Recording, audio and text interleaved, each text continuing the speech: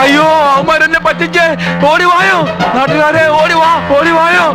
അവന്മാരെന്നെ പണം പറ്റിച്ചു, എന്റെ പണം പറ്റിച്ചു കളഞ്ഞേ. എനിക്ക് ആരാന്നറിയില്ല, എനിക്ക് അറിയില്ല ആരാന്നുള്ള. അവന്മാര് പറ്റിച്ചല്ലേ, എന്നെ പറ്റിച്ചവന്മാര്. എന്താ ബഹളം? നിന്നെ തപ്പി തരാ ഞാൻ നടന്നേ.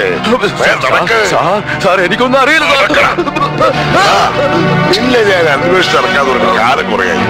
കോളേജ് പിള്ളേർക്ക് കഞ്ചാവ് വിട്ട് ചന്ത ചാരായ കച്ചവടം നടത്തി കട്ടും മോട്ടിച്ച് നടക്കുന്ന നിന്റെ വേലത്തിന് ഞാൻ നടത്തൂല. നുണ പറഞ്ഞ് രക്ഷപ്പെടാമെന്ന് കരുതണ്ട. നിന്നെ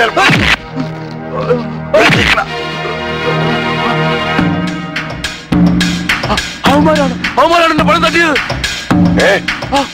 മാച്ചിന് പറയുമോ?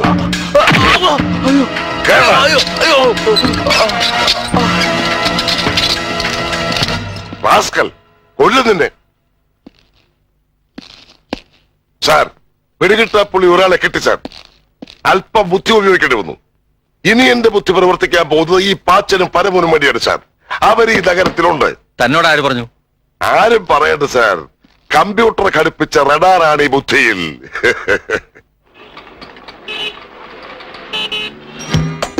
രാഷ്ട്രീയത്തെക്കാൾ മാന്യതയുള്ള ഒരു തൊഴിലെന്ന നിലയിലാണ് ഇവർ ഈ വഴി സ്വീകരിച്ചിരിക്കുന്നത്. ഇവരാൽ കബളിപ്പിക്കപ്പെട്ടവർ അസംഖ്യം.